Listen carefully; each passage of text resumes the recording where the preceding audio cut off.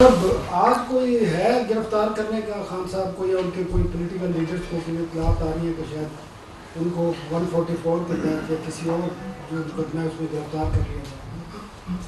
कब तक खैर मनाएगी? ये तो खान साहब के बाहर आने पे मुनसर है। अगर वो अंदर ही बेड के नीचे छुपा रहे तो फिर उसे कहाँ से जाके हम गिरफ्तार करेंगे? मेरा नहीं ख्याल कि फोर्स को इस हद तक ट्रेसपास करना चाहिए।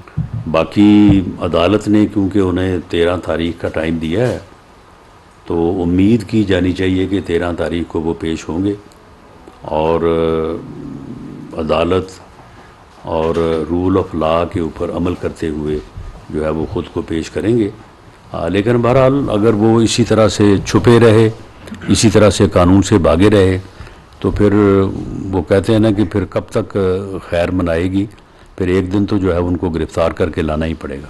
यार सैयद साहब जियो से राना साहब दो बातें। राना साहब अदलिया के हवाले से गुज़िश्ता तकरीबन हम 2.5-3 महीने से गवर्नमेंट के मिनिस्टर्स आप भी एक ही तरह की तकरीरें सुनते आ रहे हैं कि रिलीफ मिल रही है, रिलीफ मिल रही है। हल क्या है? हल कोई बता नहीं रहा, अगर कोई है भी है या नहीं है।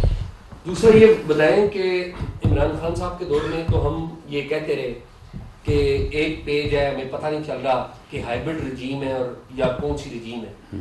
ऐसा नहीं लगता कि आपकी भी जो रजीम है, आपकी भी हुकूमत है जिसे शहबाज शरीफ साहब हेड कर रहे हैं और बाकी सारे गुजरा, ये भी कोई हाइब्रिड रजीम की शक्ल बनती जा रही है कि चेयरमैन नायब चले जाते हैं, फिर उनकी जगह नए आ जाते हैं और ये पता ही नहीं चलता कि ये सिस्टम कैसे चल रहा है। ना गिरफ्तारी का किसी को पता चल रहा है। ऐसा लगता है कि गवर्नमेंट के मिनिस्टर्स को शायद कुछ ज़्यादा इल्म नहीं।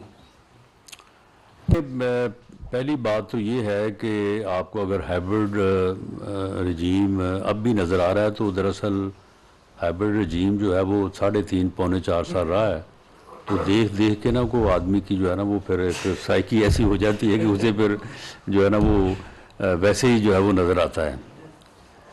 बाकी मामला ये है कि चेयरमैन नैब ने इस्तीफ़ा दिया और उसके बाद एक इंतहाई ऑनरेबल उनका एक बड़ा कैरियर है, उन्होंने सर्व किया है अफवाज मसल्ह अफवाज में, तो उनका बड़ा बेदाग कैरियर है और वो बहुत ही एक अच्छे हवाले से जाने जाते हैं।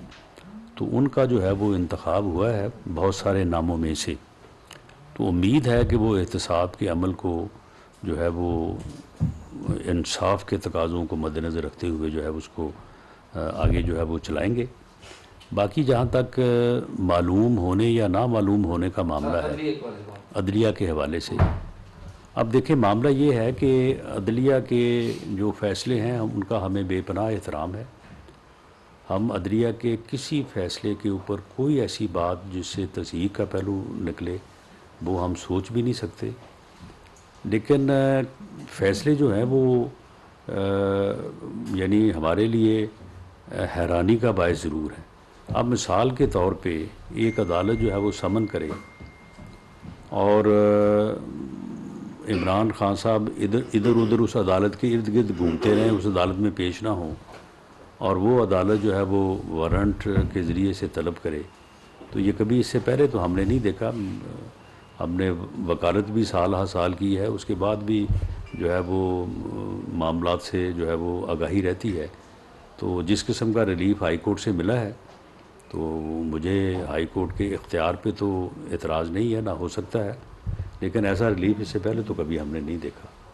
तो मामला ये है कि ये खुद कर रहे हैं या अदलिया के पीछे भी कोई है? आपकी रीडिंग क्या है? नहीं, मेरा नहीं ख्याल कि कोई आगे पीछे वाली बात है। अदलिया जो है वो मेरा ख्याल है कि वो इसका जो है ना वो आखिर ही देख रही है और बिल आखिर जो है ये फिर जब काबू आएगा ना तो फिर बिल्कुल जो है वो इसको जो है वो फिक्स कर दिया जाएगा, क्योंकि अब 13 के बाद मेरा नहीं ख्याल कि अब इसके लिए कोई और मज़ीद गुंजाइश होगी। तो ये आहिस्ता आहिस्ता जो है ये उस अपने अंजाम की तरफ जो है वो बढ़ रहा है और ये जो इसने ये लूट मार की है, आप देखें ना कि ये तोशा खाना की चोरियाँ लहदा, वो फरा गोगी जो है वो इसकी फ्रंट मैन थी, वो 12 अरब रुपए की जो है वो ट्रांजैक्शंस हैं। नैब में जो है वो सारा रिकॉर्ड जो है वो पड़ा है तो अगर नैब जो है वो इसके बावजूद काम ना करें तो फिर तब्दीली तो आनी चाहिए थी ना। और अब अगर नए साहब आए हैं तो उन्हें चाहिए कि वो इस जो है वो सुस्त रवि को ख़त्म करते हुए जो है वो मामले को आगे बढ़ाएं। वो फराह गोगी 12 अरब रुपया लेके दुबई में बैठी है, वो इसकी फ्रंट मैन है, इसकी एरिया की फ्रंट मैन है वो। कभी इसने उसका जवाब दिया है? कभी इसने बताया कि वो 450 कनाल अराजी जो है वो सहाबा में वो इनके नाम कैसे लग गई है? 240 कनाल जो है वो फराह गोगी के नाम क्यों लगवा दी गई है? उसकी कंसिडरेशन जो है वो पे हुई है या नहीं हुई है?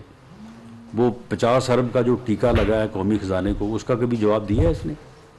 और इतनी ढिठाई से और बेशर्मी से कहता है मेरे खिलाफ तो करप्शन का इल्ज़ाम ही कोई नहीं है।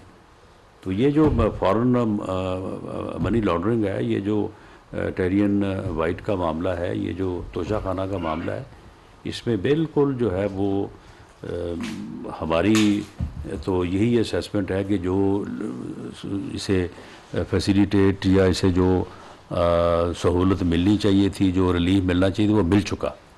अब इसको जो है वो अपने अंजाम को जो है वो पहुंचना चाहिए।